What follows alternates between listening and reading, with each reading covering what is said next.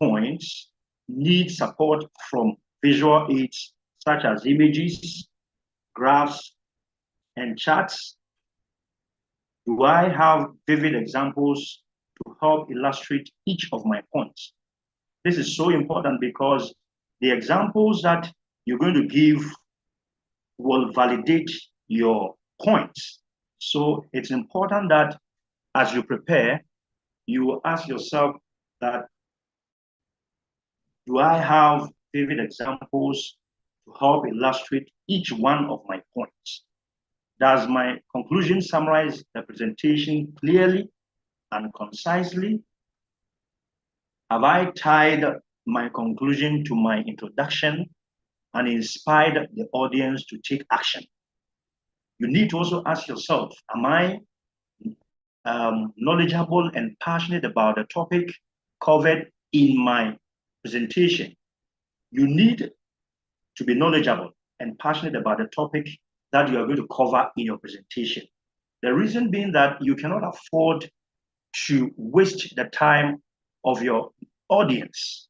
So as a presenter, as you prepare, as you plan, and as you practice to present in a workshop, there is a need for you to ensure that you are knowledgeable enough so that when during the day you are presenting, you are there making sensible arguments.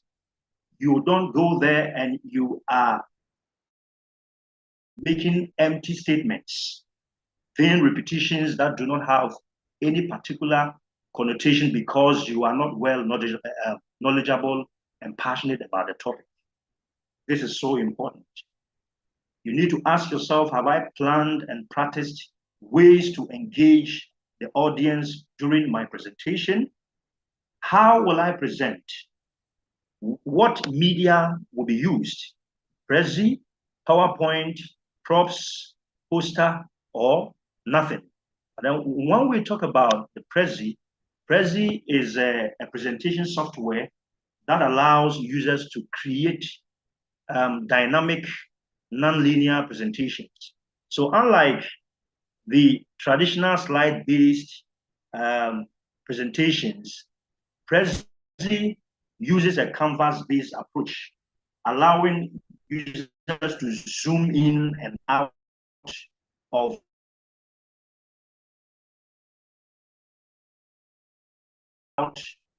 specific areas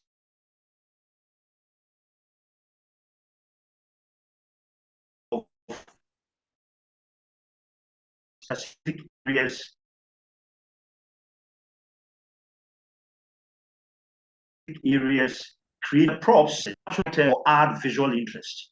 Then the props can be physical objects, it can be models, or even digital elements like iPads, laptops, etc.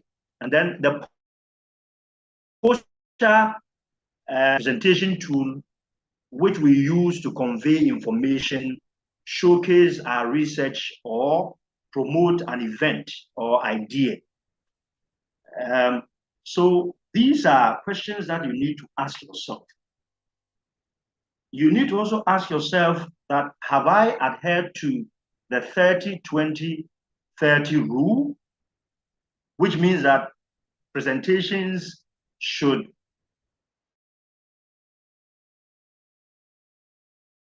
be no more than smaller than 30 points. You need to ask yourself, have I anticipated the questions I will be asked?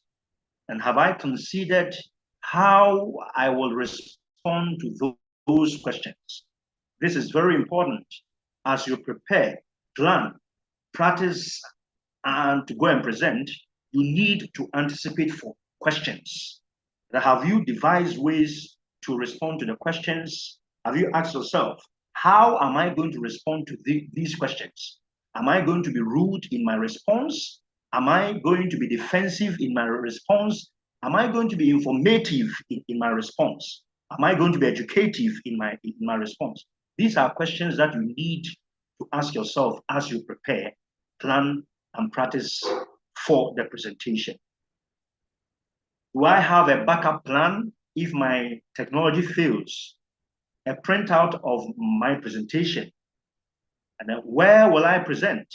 Have I visited the presentation site? Have I practiced my speech out loud, speaking slowly and clearly while projecting my voice? Have I paid close attention to my body language and posture while practicing? And you know that body language is an aspect of communication that convey our emotions and even our intentions. So you need to pay close attention to your body language. It can go a long way to affect the interpretation of the message you are putting across. So this is so important. You need to ask yourself, have I timed myself and recorded myself? Are my visual aids easy to read and easy to understand? Are my visual aids properly linked to the points I'm trying to communicate? So there shouldn't be that disconnection between your visual aids and the points. There should be that connection. There should be that interface. There should be that linkage between them to ensure they are working and that I know how to use them. Can images be easily seen from all areas of the room? Have I proofread all the text on my slides and handouts to make sure that there are no mistakes? Have I made sure to be dressed and groomed appropriately for my presentation? Have I looked at the assessment criteria? Am I clear about the expected content and duration? So these questions are going to guide you to be able to plan, prepare, and then go and present whatever you have planned and then prepared in a workshop. Now, going forward, you need to understand that the first step in planning for a presentation in workshops is to know your audience. This is the first step. Know your audience. So I want to ask this question. Why is it necessary to know your audience? Very quickly, I want to see your comments. I want to find out from you, why is it important to know your audience? You can put your comments and your submissions, your opinions in the chat room, and director will help us to read them. Mm-hmm.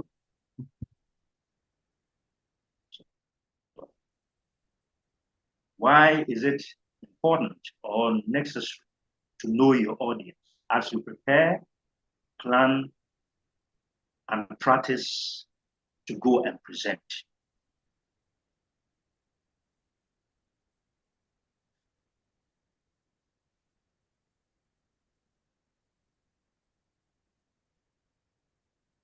Okay, so we have two comments. One, confidence. It says it will aid you to know what to say and how to say it better. From Miss, it will enable you to use appropriate examples and materials. Okay. That's fine. Know how and where to channel your communication or presentation to. That's coming from Adam. All right. Great. From Miss Caroline, Great. your presentation meets their intelligence. Great. Great submissions. Yes, Mr. Kiameniampon. It helps you to tailor the presentation to meet the needs of your audience. Wow. Wow. Okay, we have two more. It helps you to tailor the content of your presentation to suit them, from Nanayao. And then the last That's one, great. Miss Gifty. It will help you to use appropriate language and the level you can go. So wow. You guys have done marvelously well. So you realize that it is very important and necessary to have knowledge about your audience. You need to know your audience. This is so important. You cannot overlook it. You cannot overlook it. And then to know your audience, these are questions that you can ask yourself as you plan, prepare for the presentation in the workshop. The first question that you can ask yourself is, have I planned an adequate amount of time to work on my presentation? You need adequate amount of time to work on your presentation. Then, who is my audience? Now, this question clearly underscores trying to get relevant demographic information about your audience. Relevant demographic information such as their age, occupation, economic status, educational level, cultural background. So the question here is, am I going to speak to College of Education lecturers? Am I going to speak to SHS teachers? Am I going to speak to university lecturers?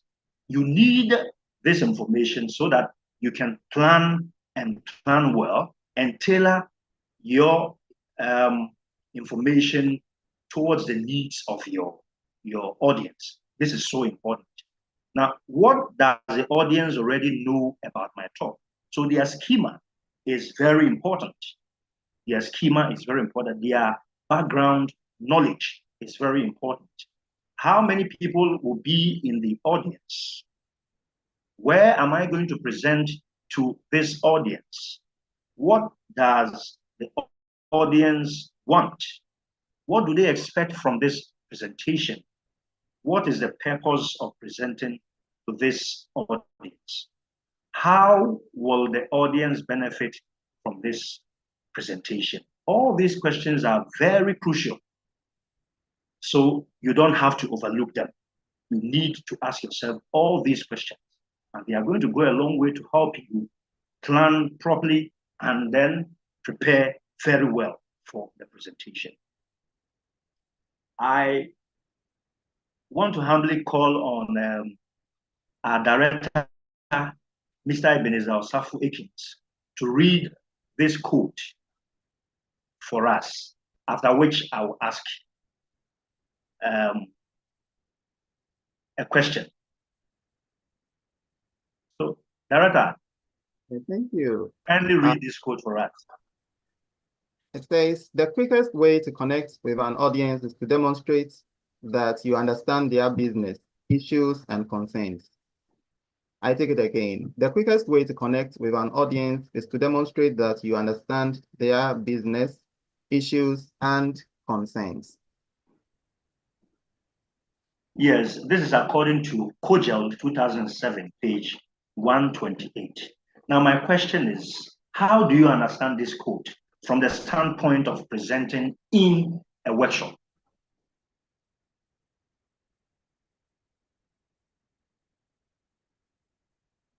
Let's see your comments, your submissions, and how you understand this quote in the chat room. The quickest way to connect with an audience is to demonstrate that you understand their business, issues, and concerns. How do you understand this quote from the standpoint of presenting in the workshop? All right, so we have the first comment, Adam K. Nomanyo. You put yourself into the shoes of the audience. That's what Adam is saying. Okay. Okay. More comments.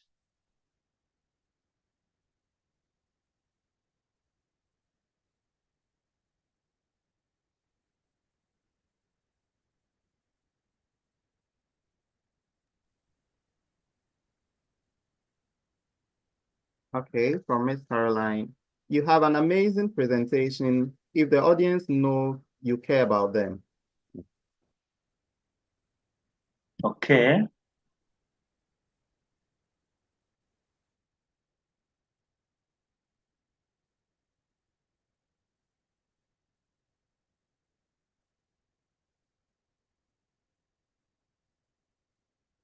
Let's have one or more. Yeah, that's coming from Abigail Ampopo. She is watching on YouTube.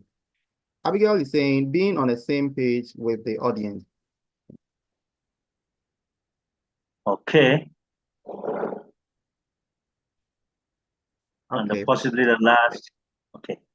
From Nanaya, the presenter must know that there could be audience from diverse backgrounds, and therefore the presenter must be open-minded. Okay.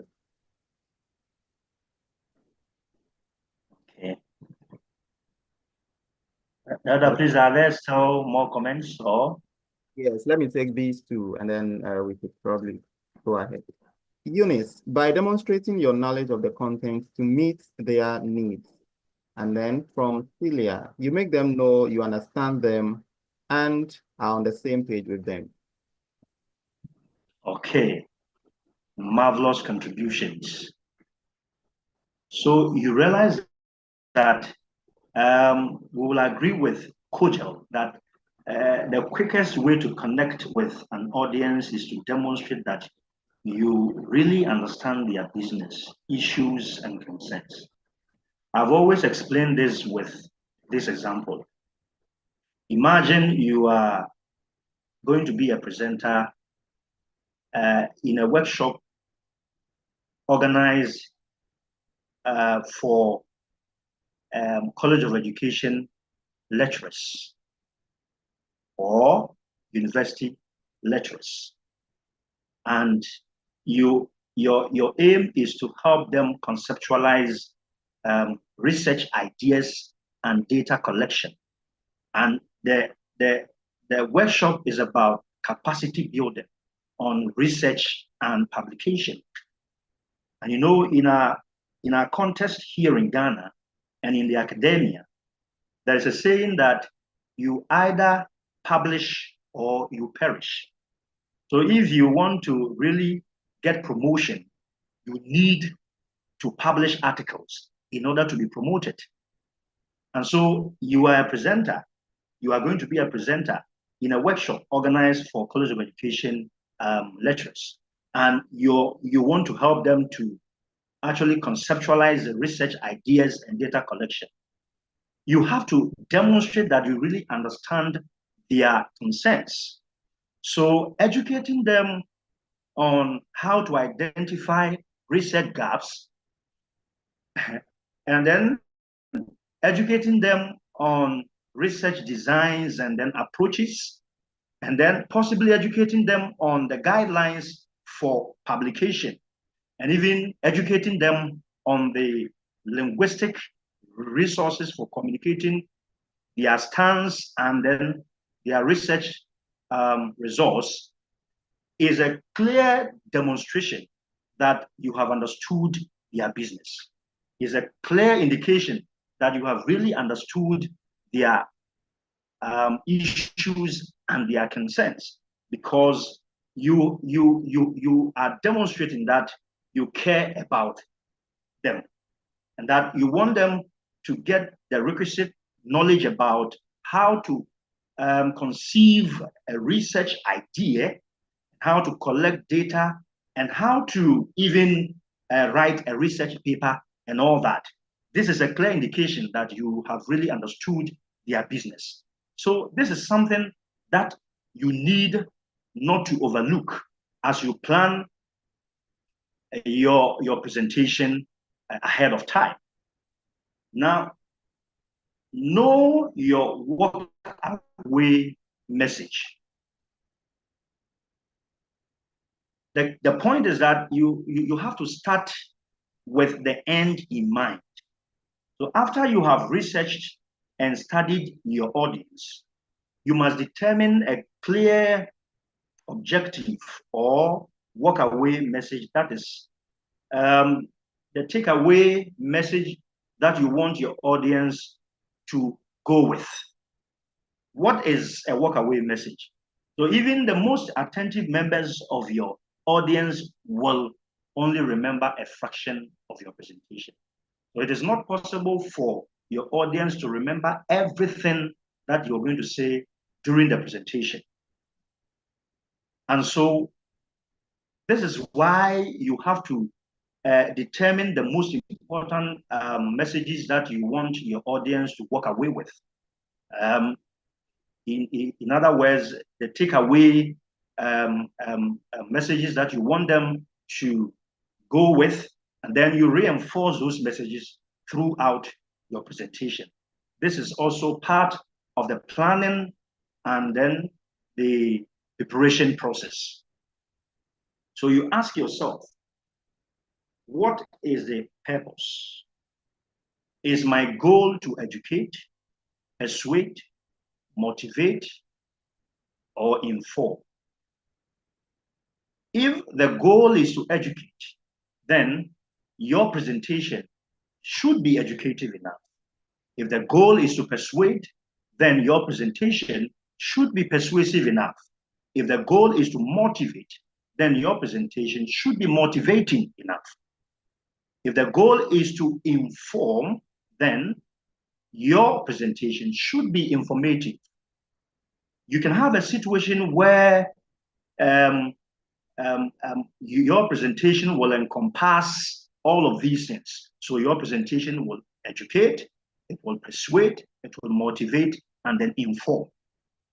You ask yourself, what do I want the audience to feel, know, or do differently after my presentation? Can I state in one clear sentence what my presentation objective is? These are models for structuring your presentation. Now, you need to understand that now that you have established a clear objective for your audience, it is important to frame your most important points and ideas in a structured way. You know, every presentation should have a beginning, middle, and an end. Now, one method to start the outlining process is by recording all of your thoughts on paper. Now, once you have done this, you can organize and prioritize your main points. So you can practice the following brainstorming methods. The first one is what we call free writing. What do I mean by free writing? Free writing is a writing technique where you write continuously without stopping or worrying about grammar, spelling, or coherence. So you don't worry too much about whether what you are putting on paper, there are no mistakes. You don't worry whether or not the expressions you have put on paper are ill-formed expressions. Your goal is to let your thoughts flow freely, exploring ideas and tapping into your subconscious mind. So that is free writing for you. Here, you don't have to criticize yourself as you write freely. You write without judging yourself or your ideas. Don't worry about grammar, spelling, or punctuation at all. You just have to write. Even if you feel stuck, you just have to write because you want to put something on paper so that later you can organize your thoughts and then ideas and all that. And there's another equally important brainstorming method that you can utilize, and that is mind mapping.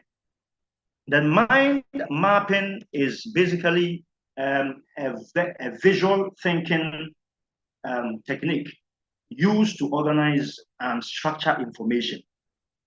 And it usually involves creating a diagram that maps out ideas, concepts, and even the relationships between them. So this is another brainstorming method that you can use as you structure your presentation. Again, you need to write a very strong introduction and conclusion. This is so important. Now, there is much evidence to support the view that people tend to only remember the first and last thing that they hear. This is called primacy and recency effect. What do I mean by primacy and recency effect when it comes to writing a strong introduction and a strong conclusion of your presentation? The primacy and recency effects are two cognitive biases that influence how people perceive and remember information. The primacy effect talks about the tendency for people to remember the first piece of information they receive more clearly than subsequent information. So the information you give them in the introduction is very important. You cannot give any information. The information must be catchy.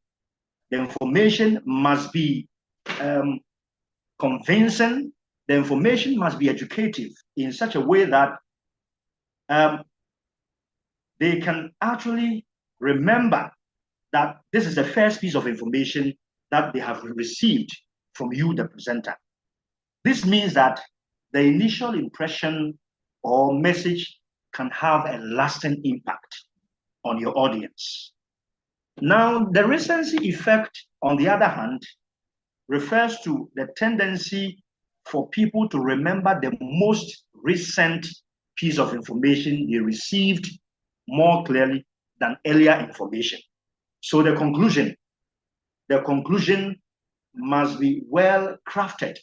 The conclusion must be well done in such a way that if they have to remember it as the most recent piece of information you have shared with them, then they will remember it.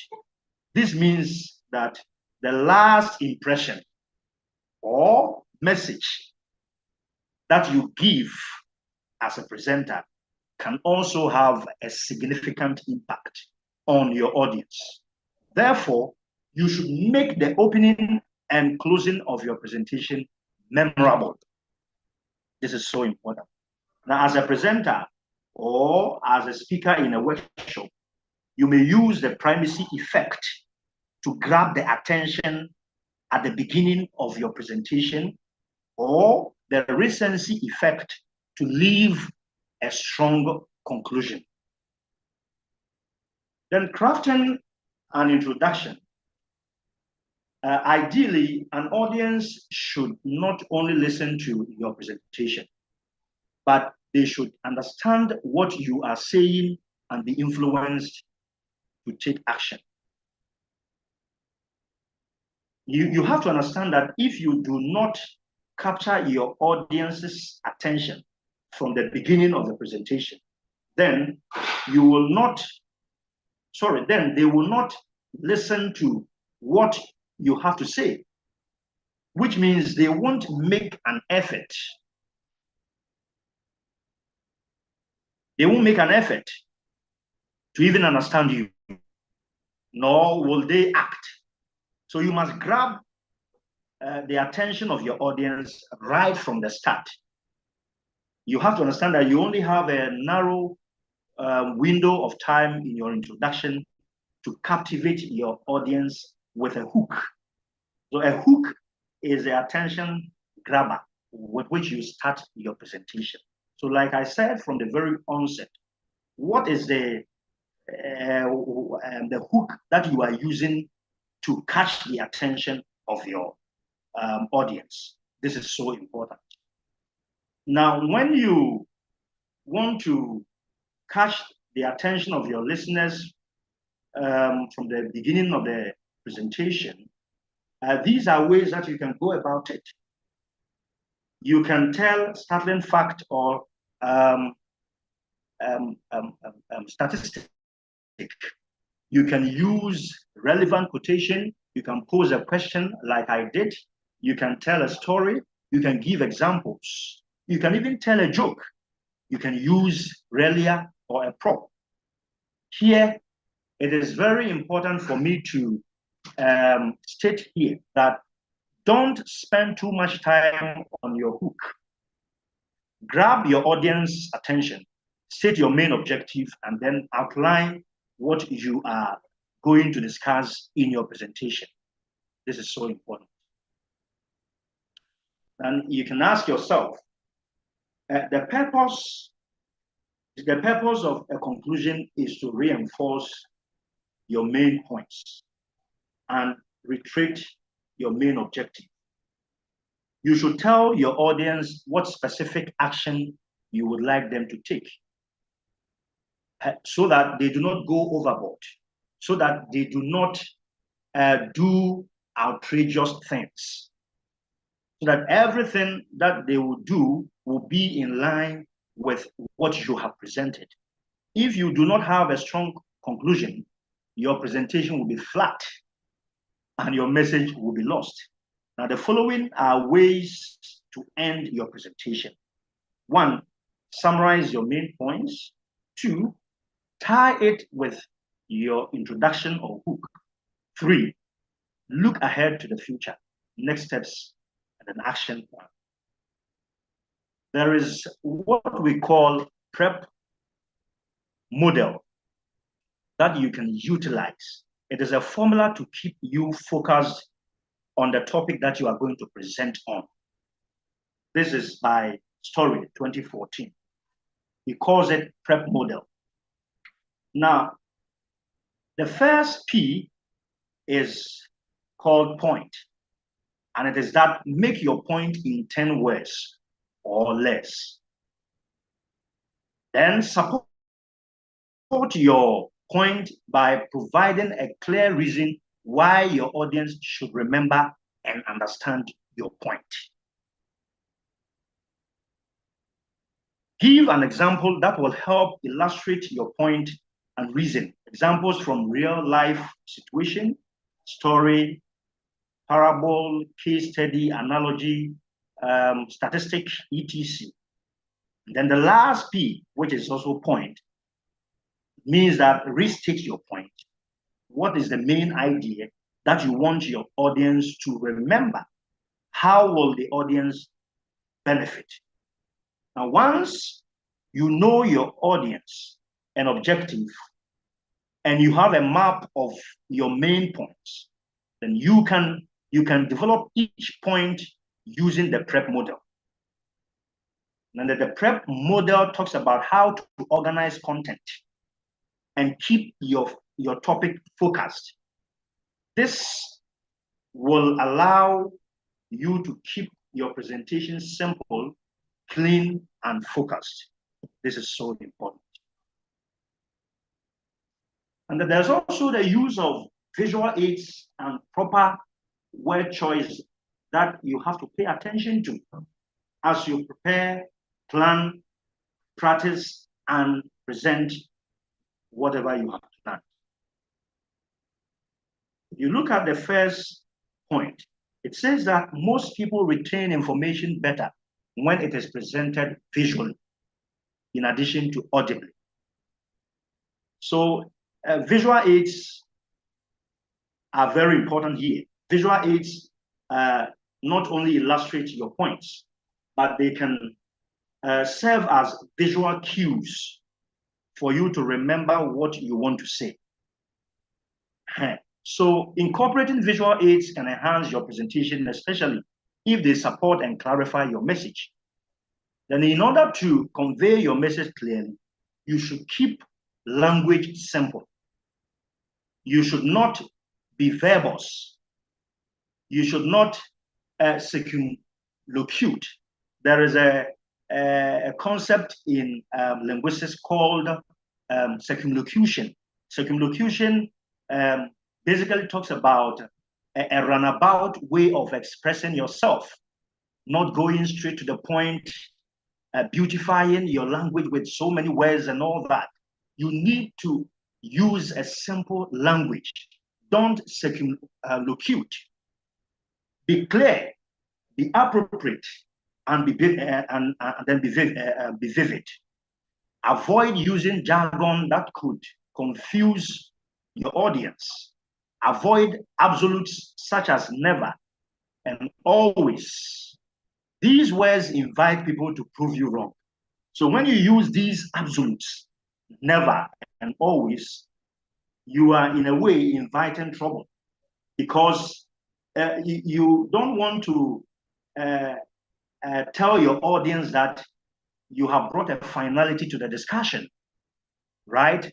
You don't want to prove that, oh, you are a repository of knowledge, and that the information you are providing, nobody can as well provide otherwise, right? So you have to avoid some of these words in your presentation. That when it comes to practicing whatever you have planned and whatever you have prepared to go and present, you need to keep your audience engaged. Now, once you have well structured and well designed your presentation, you must practice bringing your message to life. You should practice delivering your presentation with passion and conviction. Now, if you don't attempt to engage your audience during the presentation, if you don't devise ways to engage your audience during the presentation at a workshop, then your message will be lost. This is why it is a workshop. So your audience must be engaged. So what do you think are some of the ways to engage your audience, if I may ask? What do you think are some of the ways to engage your audience in a workshop? Director.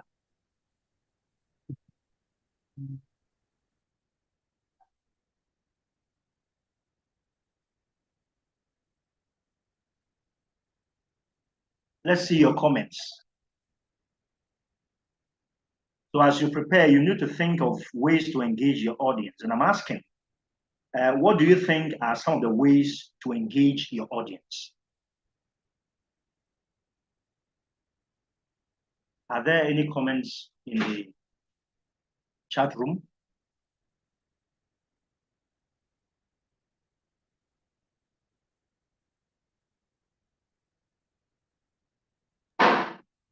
Okay, we have some comments.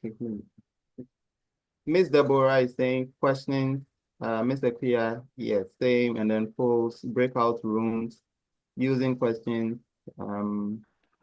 Pose questions to them from time to time so that it doesn't appear you are speaking to objects. And then Mr. You can give them some icebreakers. Yes, and the last one from Mr. Abdul Razak. Okay, using visual aids.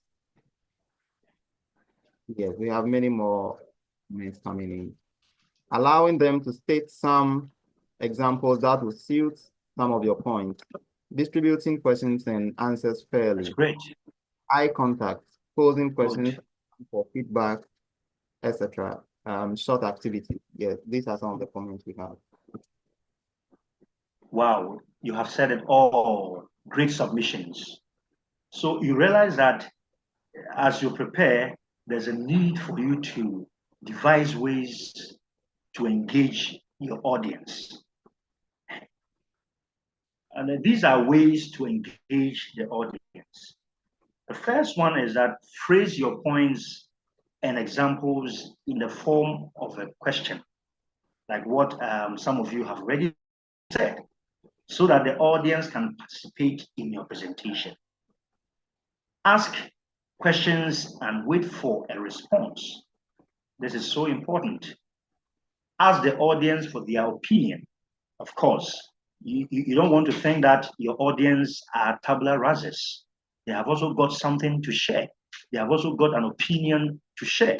So you ask them their opinions encourage audience participation through partner or group activities. So you can group them according to perhaps their subject areas or their areas of specialty. Then you help them to come up with their a topic, and then they come and present and all that. In that way, then you would have succeeded in engaging them in doing something which would be beneficial to them at the end of the workshop. You can ask someone to read a quote or an example aloud. You can as well have the audience actively fill in an outline. You can use vivid stories, examples, or video clips that match your message and help illustrate your points. You can reward audience members for a correct response. So in both the virtual space and then in the physical space, you can actually reward your audience members for a correct response. In a virtual space, you can say, well done, I mean, you have done well, and all that. And then in a physical space, you can give a member a piece of candy to show an appreciation for answering the question and all that. So you need to have the audience actively engaged. The non-verbal communication is another equally important issue that you need not to overlook as you prepare, plan, and practice for the presentation. Now, research has shown that the way people retain information is less from the actual words and more from the context in which the information is presented. People learn 7% from what they hear, 38% the way the words are said, and 58% from what they see. Therefore, our voice and our body language must be congruent with our words. So our voice, the tone of our voice, the pitch, our body language, we must pay attention to all of these things because our body language can convey our emotions, can convey our attitudes, it can even convey our intentions. And like I said from the very beginning, it can go a long way to affect the interpretation of the message you are putting across. So you need to be mindful about some of these things.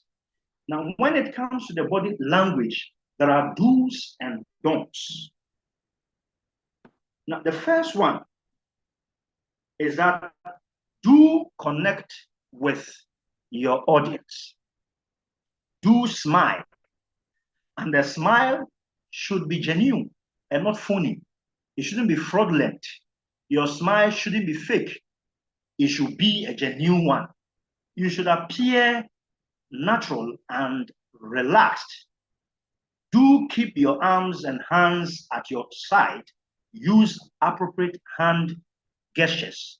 Here, I want to make a point here that you need to use appropriate hand gestures in the sense that if you don't use the appropriate hand gestures, you may end up offending. You may end up sounding offensive. The reason being that hand gestures from a linguistic standpoint are language and cultural specific issues. What do I mean by they are language and cultural specific issues? What I mean by this is that the hand gestures in language A may not be the same as what exists in language B. Or the hand gestures that may sound offensive in language B or culture A may not sound offensive in culture B. So you need to be mindful about some of these things so that you don't end up offending your audience just because you are not using the appropriate hand gestures and all that. Be aware of your posture. Stand with your shoulders back. Stand tall and on the balls of your feet. Do make eye contact for 3 to 4 seconds with people from all parts of the room. Move with purpose, energy, and enthusiasm. Pause, which allows you to breathe and remain calm. Then these are the don'ts. Don't rock, sway, shuffle, or lean. And then what do I mean by don't rock? Don't move back and forth or sideways. And then with a sway, what I mean is that don't move or walk in a swinging or in a swaying manner. And then with a shuffle, as you present, don't walk by dragging your feet in a room. This is not something that you need to do. Don't slouch. Don't clasp your hands behind your back. Don't look down. Don't put your hand in your pockets. This is so unprofessional. Do the T-rest stance. Now, the T-rest stance, let me explain it a little bit. The T-rest stance is also known as Tyrannosaurus Rex stance. And it refers to a standing posture where a person stands with their feet shoulder width apart, with their arms held out to the sides or in front of them, often with a confident or a powerful attitude. Now, you need to understand that though this is a posture that can help individuals feel more confident and in control of their topic, it can also be used to convey authority and dominance in social interactions. So this stance can be used to convey even playfulness. So when you do that, it's a sign that you are playing. It can be that you are being playful. So your audience will not take you serious and all that. Then the next one is don't fidget. Don't grab or touch inanimate objects like chairs. Don't read from your notes. Reading from your notes can be a clear indication that you are not on top of issues. This is so important. Don't turn your back to the audience. Now, these are tips that you can practice, and there are ways that you can improve. Know your introduction and conclusion. Rehearse your presentation at least 3 times before you go and present in a workshop. Practice to remember ideas, not words. Sorry, there's light out here, so you may not see my face as it was. Practice to remember ideas, not words. Practice out loud, preferably in front of someone who can give you constructive feedback. Practice from your note cards. And with note cards, I mean they are small index card size papers used for note taking, studying, and then organizing information. And then practice in chunks or divide up your presentation so that it is easier to remember the main points of each session. Then again, record yourself as you practice. Listen to the recording of yourself while you are doing mundane tasks. Practice your presentation using your visual aids. Then you have to time yourself. Speak naturally and then in a conversational tone. Utilize vocal variety. Then eliminate arms and hours and other filler language from your vocabulary. Then if you really want to improve, then make an effort to watch TED Talks to study not only how presenters gesture and move, but also how they have structured their presentation. Now, TED Talks, for those of you who are not privy to TED Talks are short and powerful talks on various subjects, including science, technology, art, culture, and more. I mean, TED is, the T is technology, entertainment, the D is design. And it's a global conference series that features experts and innovators sharing their ideas and experiences. You can get that on www.ted.com if you want to go and watch some videos there. And another equally important aspect of the presentation preparation that you need to take into consideration is managing time and environment. And so this is example structure of a 20-minute presentation. So the opening can be 2 minutes, and then the middle can be 13 minutes.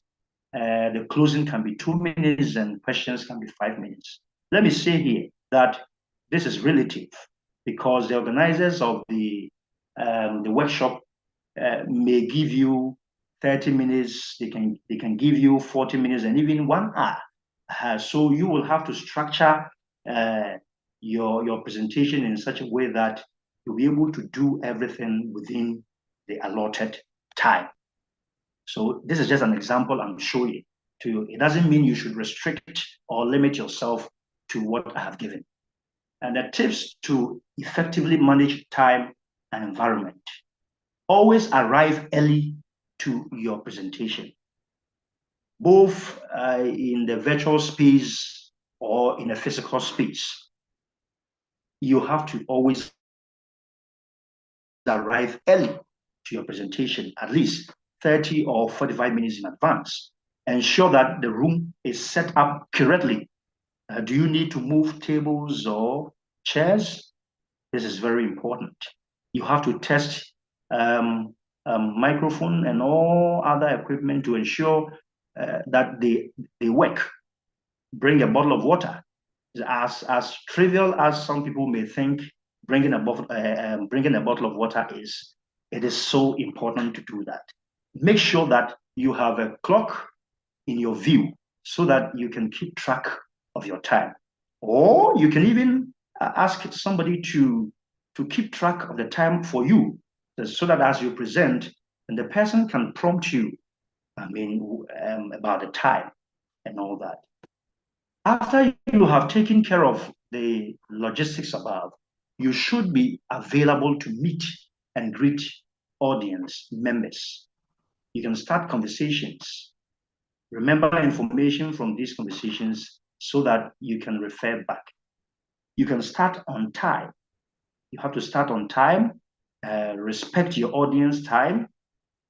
If due to unforeseen circumstances, you are informed that you have less than you were originally given, you should leave out information instead of rushing through. So you need not to rush through just because you have been informed that your time is up. There's a way to go about it, and it is that you should leave out information instead of rushing through. If you rush through, it is possible that your audience may lose touch of what you have presented. End on time. Never go overboard allotted time.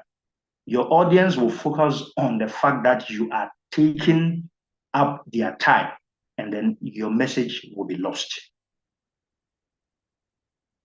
As you plan and then prepare for your presentation, you need to anticipate and then get to know how to handle questions during the presentation. So always leave time, at least 5 minutes. It could be 10 minutes, it could be 15 minutes at the end of your presentation for questions, assessment, or feedback. You have to understand that preparing for a presentation does not just mean organizing your message. It also has got to do with gaining a deeper understanding of your topic on which you are presenting. So if you have gained deeper understanding of your topic, it helps you to be able to respond to questions very well. It builds your confidence. So when you have not gained deeper understanding of your topic, it can go a long way to even affect the way you respond to questions and all that. Simply put, you should know significantly more about your topic than your audience. If you are thoroughly prepared, then you will be able to address most questions and all that. And then there are certain things that you need to understand when it comes to the anticipation of questions and then responding to questions. And these are tips that you can actually utilize. Now, don't try to answer a question that you don't know the answer to. So try saying, I'm not sure about it, but I will look into it and contact you. I mean, this is a more professional way of going about it than to try to answer a question that you don't know the answer to. When you try to do that, you will notice that you'll be fumbling. You'll be fumbling and all that. And it will show for your audience to know. Answer in a conversational tone. Answer concisely. Keep your composure and be tactful in your response. Don't get defensive if someone asks a difficult question. And this is something that you should always anticipate. In every workshop, in every training, in every gathering, it is possible to get somebody who will ask or pose a difficult question. Don't get defensive if someone asks such a difficult question. Break down difficult questions into parts and answer each one at a time. Repeat and rephrase the question. Try not to complement one question over another. There is a formula that you can utilize as you prepare and plan, and then as you anticipate for questions and all that. There's what we call kill, best kill formula. Now, if somebody is asking a question, you can repeat the question. So that is the first kill. Repeat the question. Kill stands for question. As you repeat the question, it is a way to think about what to say and how to respond to the question. And then you have to state the bottom line. It should be short and sweet. The bottom line here is the decisive point. It is a decisive point where you decide to respond to the question. And then you have to give evidence to support your response. And then summarize and restate the bottom line. Then be aware of time. After you have responded to the question, I think it is very imperative to ask whoever asks the question, have I answered your question? In that case, you would have succeeded in ensuring that you have responded to the question. Let's look at minimizing nervousness. This is something that has always troubled some people. And when it comes to nervousness, you are not alone. And I want to encourage you that you are not alone. Even professors, I mean, sometimes they do experience nervousness. So you are not alone. 75% of people identify themselves as having some sort of speech anxiety. Now, the key is to harness that nervous energy and use it to propel you forward in delivering your message with passion and enthusiasm. Now, if you really want to deal with nervousness as you prepare and plan for your presentation, as you practice your presentation. Ask yourself, which mental approach will I take? Now, the option A is, oh my gosh, every eye in the place is staring at me. I have to stand here for 30 minutes and speak to this that you need to have. As you have that mental picture, it is building your confidence, because you know that you picture yourself as being in the room where the presentation is going to take place, and you have all eyes on you in the place, and you are standing there for 30 minutes, and you are speaking to this particular group of people and all that. This is a mental picture. This is a mental approach that you can utilize. Another option is to say that I have critical information that can make a positive difference for the people in this room. I have 30 minutes to help them understand this information. Let's get started. So this is also a mental picture that you can have as you prepare and as you plan your presentation. This will help to drive away nervousness and all that. It is very important for me to state here that you have to focus on your message and the audience if you really want to do away with nervousness. Focus on your message and the audience instead of focusing on yourself. It is not about you. It is about the message to your audience. This is so important. More techniques to minimize nervousness. Memorize the first 2 minutes, not word for word, but know it is so that you feel comfortable.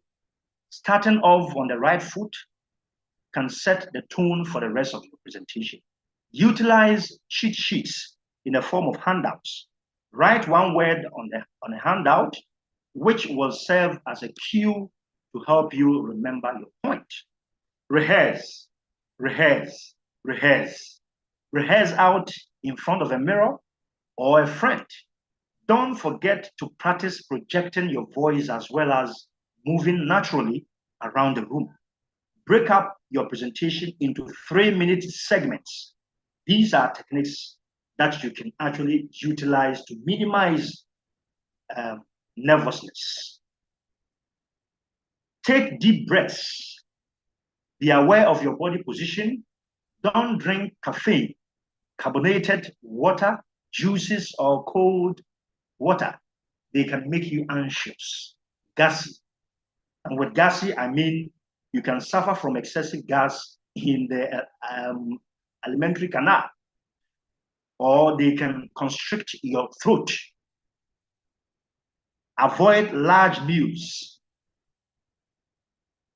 which will lead to belching and then even snoring and all that. Greet people as they arrive. So mingling beforehand helps you relax. This also will go a long way to create a friendly environment, which is devoid of tension and all that. Visualize success. Picture yourself delivering an awesome presentation. This is the last thing that I want to talk about, and it is that you need to appropriately appear well. You need to dress, put on a very nice attire. This is so important. Research shows that people judge you within the first few seconds of seeing you. So you can never get a second chance at a first impression. Keep this in mind. You can never get a second chance at a first impression. You have to keep this in mind. It is critical that you not only carry yourself in a professional manner, but you must also dress appropriately for all occasions. Try your outfit on ahead of time to be sure it fits well and allows you to move comfortably. This is so important. And your attire is the first thing your audience will see when they walk into your presentation. They will be more open to your message if you carry yourself with confidence and if you are dressed in appropriate yet comfortable clothing. Now, for men, make sure facial hair is trimmed and neat. If you have to put on tie, then you have to ensure that your tie should be conservative. I mean, it should be something without prints or cartoon characters, and its color should not attract attention. All that. Be prepared and then bring a backup tie or coat in case something goes wrong. You can even put on a nice African wear, because I mean, if you are speaking from the African perspective, then of course you can you can put on an African wear. Presenting without a blazer can make you seem friendlier to your audience, so you have to keep that in mind. And then for women, understated makeup should be something to do. And then low heels will do, or flats. I mean, if heels are uncomfortable, then you should not expose yourself as a woman. You should not expose, excuse me to say, your breast. I mean, don't wear short skirts. Skirts should be at or below knee level. Keep your hair out of your eyes and then away from your space. You have to also try as much as possible to avoid shiny jewelry that could distract your audience. Avoid tight clothing. It's important for me to say, avoid tight clothing as it draws attention to your body instead of your message. It draws attention to your body instead of your message. These are my references. Thank you, Madame Wase. Akpe.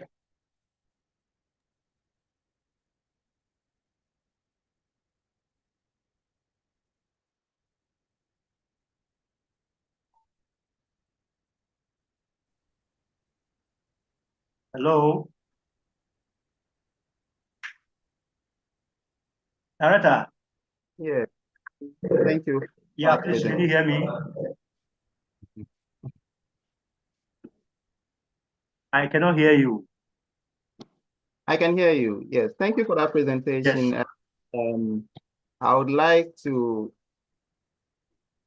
request that if members have any question, they can kindly type it in the chat box for you to address them.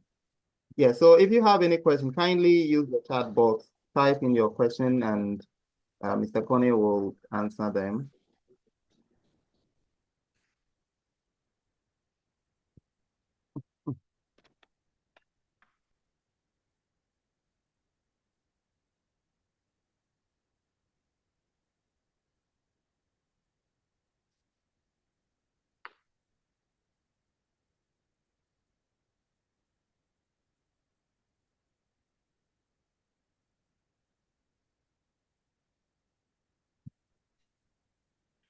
Yes, please type in your question. If you have any question, kindly use the chat box and it will be read out to Mr. Coney. I'm not seeing any question. All I'm seeing is thank you, congratulations, thank you.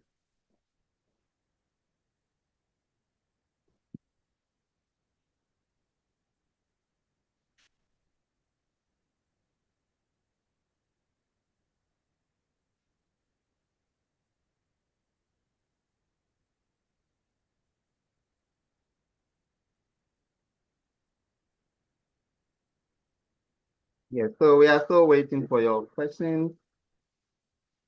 Okay, yes, Mr. Dogbe is asking, are familiar jokes permitted? Why not? Yes.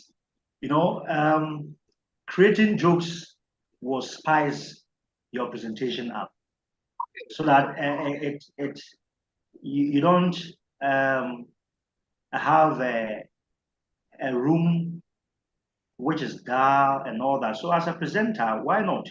You can crack jokes for the audience to laugh.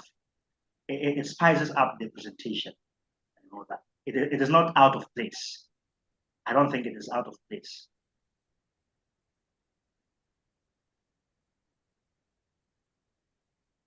Okay, there's another question from Nanaya. He's saying, I have really enjoyed this presentation. It's quite loaded, but a lot to learn from it. I have learned that I should be very conversant with my content before delivery. Thanks once again. Yeah, so that's from Nanaya.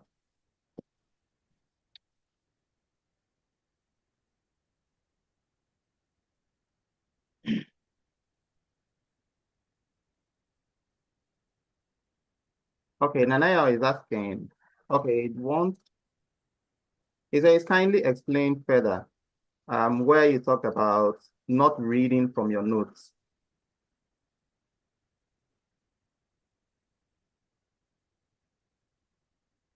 Yes, what I mean is that, you can get a backup plan, like a printout of your presentation.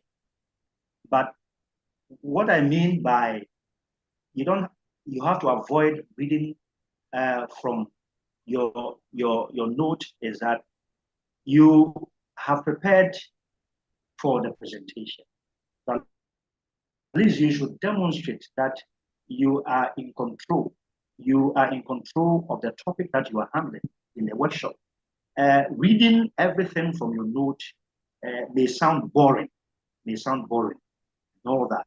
So I am not in any way saying that you cannot refer to your notes as and when the need be, but then you have to try as much as possible to present using your PowerPoints and then not referring to your notes always and all that. Yes. So that's what I mean. I don't know if you have gotten me. Anybody can also share their views on that. Okay, there's a question here. I'm trying to get it clear. Looks like Mr. Idris is asking, what are some of the acceptable body languages? What are some of the acceptable body languages?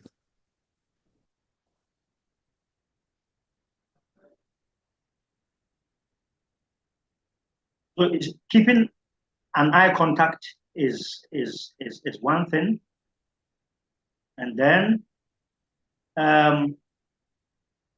putting your hands side by side of you is another thing that you can do. There are other ones that you can also do, but I cannot exhaust everything.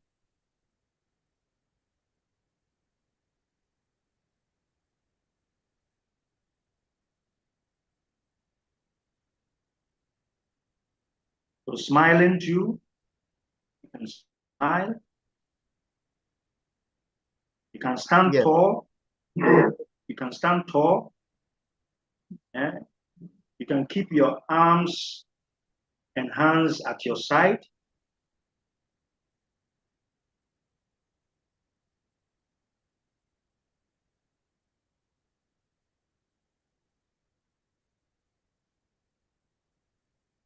I don't know if I've tried to answer his or her question. Okay, there's a question from Gifty. She's asking, assuming you are presenting and there is one person who seems to know it all and will be distracting or interfering with your presentation, how best would we handle the situation for the benefit of others? So in a course of presentation, there is one person who seems to know it all, and the person will be distracting or interfering with your presentation. How best should you handle that situation for the benefit of others? Well, the antidote that I'm going to give, let me put out this disclaimer, is not exhaustive, but I think that you can ignore the person. So ignoring the person will go a long way to help you to be able to concentrate on what you are presenting, be able to concentrate on what you are doing. It is not always that you have to pay attention to, destructive behaviors, right? Sometimes it is very wise and very appropriate to ignore destructive behaviors. Or you know, the person doing that may be doing that to get your attention. He just wants to get your attention. So sometimes you can ignore that destructive behavior. There may be other ways that you can actually use in order to address such behavior. And I think other people can also share their views on that.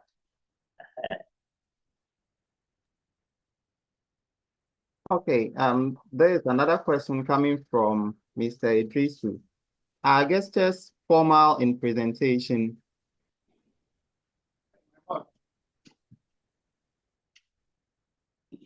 He's asking what? What is he asking?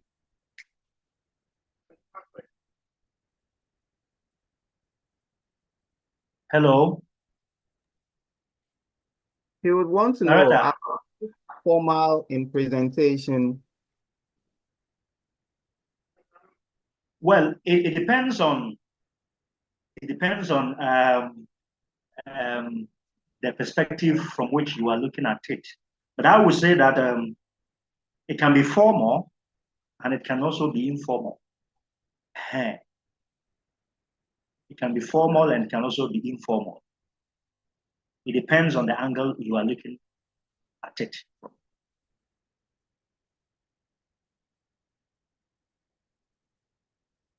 Because you cannot do away with body language as you are presenting in a workshop.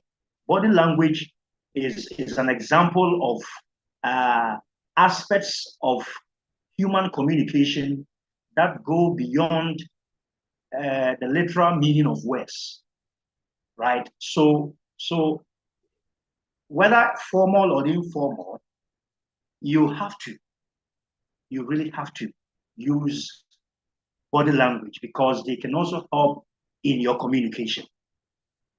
They can help to communicate your message to the audience.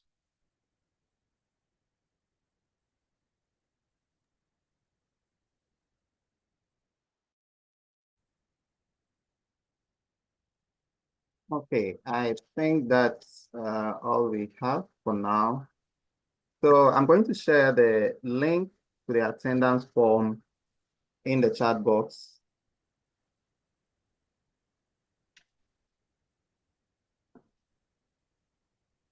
Yes, I believe that's all we have for now. I'm going to share the link to the attendance sheet. Please, are there not questions in the YouTube? No, that's all we have for now. Okay.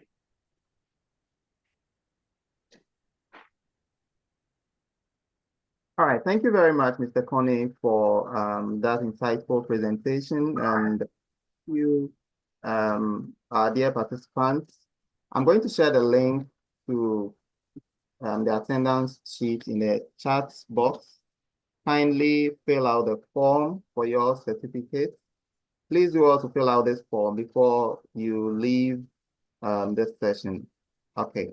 For those of us on YouTube, you will get it in the live chat section. Okay. We do not have any question. Let me see if we have any.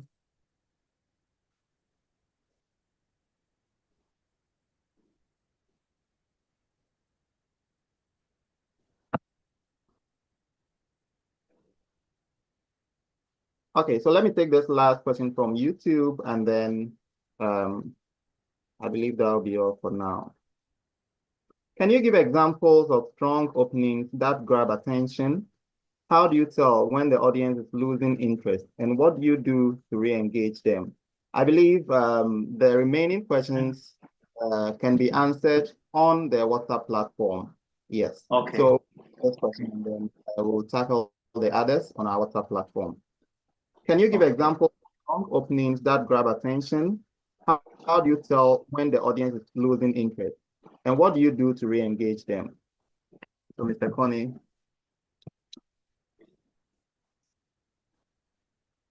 You said?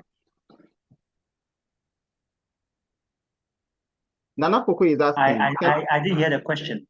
can you give examples of strong openings that grab attention? How do you tell when the audience is losing interest? And what do you do to re-engage them? Oh, okay. The first one, the first question is what? How? Can you give examples of strong openings that grab attention? Then, how do you tell when the audience is losing interest? And what do you do to re-engage them? Well, you can pose a question. Like I said, I mean, a question can be posed, and you can also tell a story, very nice story. I mean, that you can actually link to the topic. It should be something that you can actually link it to the topic. You can tell a joke.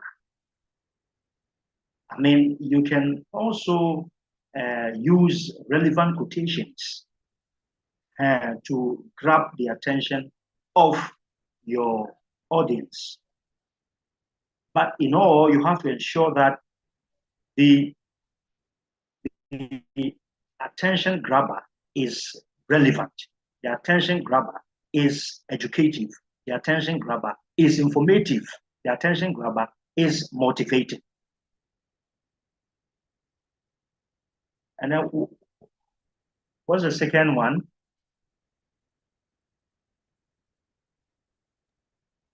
How do you tell when the audience is losing interest? And what do you do to re-engage them?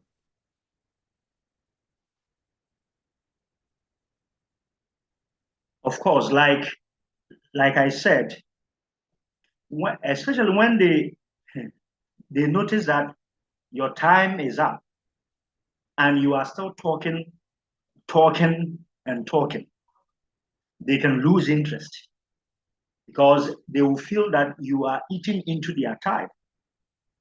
Assuming they have to go on break, they have to go and take some snack, they have to go and take some breakfast, they have to go and take lunch, and you are talking, and talking. You can tell that clearly from their facial expressions. Their body language can tell it, and all that. So there are so many ways that they can demonstrate to you that, oh, we are losing interest. Again, if what you are presenting on is kind of empty, you are making empty statements, you are not on top of issues, you are not on top of the topic, you are not in control of the topic.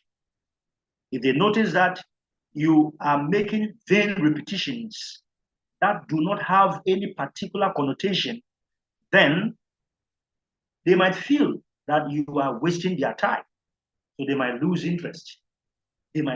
So you need to equip yourself. You need to be knowledgeable, like I said, so that you can actually captivate your audience interest. You can whet their appetite and all that. So these are some of the ways that you can use to reconnect your audience to what you are presenting, in case they are losing interest. All right, thank you for the explanation.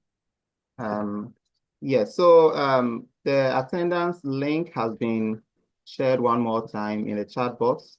On YouTube, it's in the live chat box.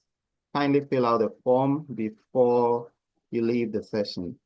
Thank you so much, Mr. Connie. There is no other question. And so I would want us to get to the other section of this meeting. Please allow me to share my screen, and then in the next 1 or 2 minutes, we'll be out of here.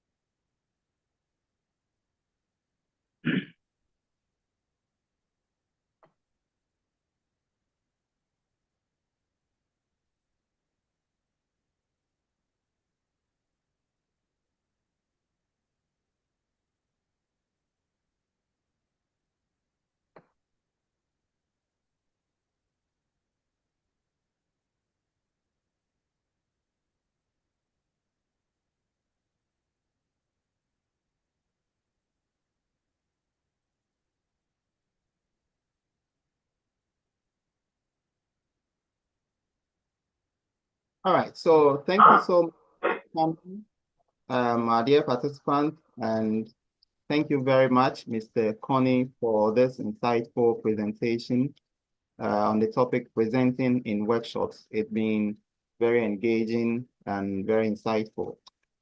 On this note, I would want to present this certificate of recognition to you, duly signed by Dr. Niel Alvaro Alcantara, the president of IALTA International, Ms. Doreen Della Agbedo, the country ambassador of IALTA, and myself, Mr. Deneza.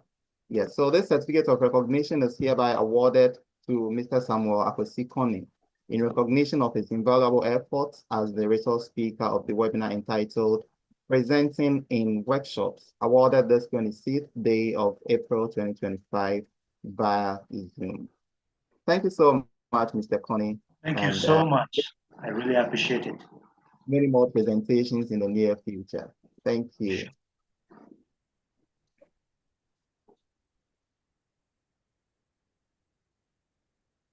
Now, to our dear participants, kindly fill out the attendance and evaluation form. The link has been posted in the chat box, and that will ensure you get your certificates on time. Please do all to fill out the form before you leave this session.